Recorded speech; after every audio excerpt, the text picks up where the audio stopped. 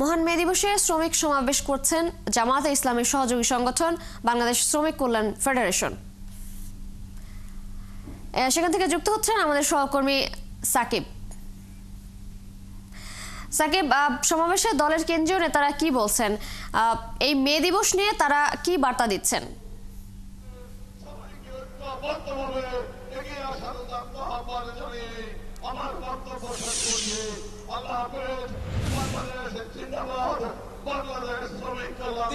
শ্রমজীবী মানুষের অধিকার আদায়ে ইসলামী শ্রমনীতি বাস্তবায়নের দাবিতে কিন্তু আজকে শ্রমিক সমাবেশ করছে জামায়াতে ইসলামীর শ্রমিক সংগঠন বাংলাদেশ শ্রমিক কল্যাণ ফেডারেশন। ইতিমধ্যেই এই সমাবেশটি শুরু হয়েছে এবং জামায়াতের কেন্দ্রীয় নেতৃবৃন্দ কিন্তু সমাবেশে উপস্থিত হয়েছেন। যদিও বাংলাদেশ জামায়াতে ইসলামীর আমির ডাক্তার শফিকুর রহমান এখানে উপস্থিত হবার কথা রয়েছেন, তিনি এখনো উপস্থিত হননি, তবে তিনি কিছুক্ষণের মধ্যেই হয়তো এখানে উপস্থিত হবেন। তার আগেই কিন্তু এখানে আমরা দেখছি যে বাংলাদেশ জামায়াতে ইসলামীর বিভিন্ন স্তরের নেতা কর্মীদের উপস্থিতিতে কানায় কানায় পূর্ণ হয়ে গেছে এই পল্টন এরিয়া। এবং এখানে আসা নেতা কর্মীরা যেটি বলার চেষ্টা করছেন যে শ্রমিকদের অধিকার নিশ্চিত করার জন্য বা শ্রমিকদের অধিকার বাস্তবায়নে ইসলামী শ্রমনীতি যেন অনুসরণ করা হয় এবং বাংলাদেশে যে শ্রম আইন রয়েছে সেখানেও যেন ইসলামী শ্রমনীতির বাস্তবায়ন থাকে, ইসলামী মূল্যবোধের বাস্তবায়ন থাকে, সেই দাবি তারা করছেন এবং নেতাদের বক্তব্যেও কিন্তু আমরা সেই বার্তায় লক্ষ্য করছি। এবং কেন্দ্রীয় নেতারাও এখানে আসলে বক্তব্য রাখবেন, তাদের বক্তব্যেও হয়তো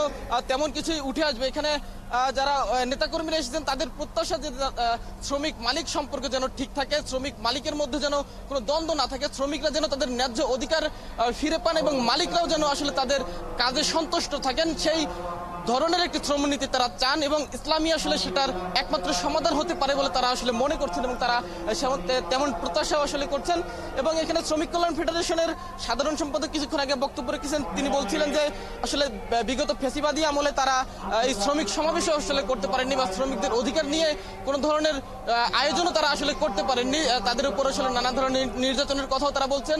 পাশাপাশি বৈষম্য বিরোধী আন্দোলনে শ্রমিকদের যে অংশগ্রহণ সেটিও কিন্তু তারা উল্লেখ করেছেন এবং এখানে শ্রমিক যারা শহীদ হয়েছেন তাদেরকেও কিন্তু আসলে এই শ্রমিক সমাবেশ থেকে আসলে স্মরণ করা হয়েছে।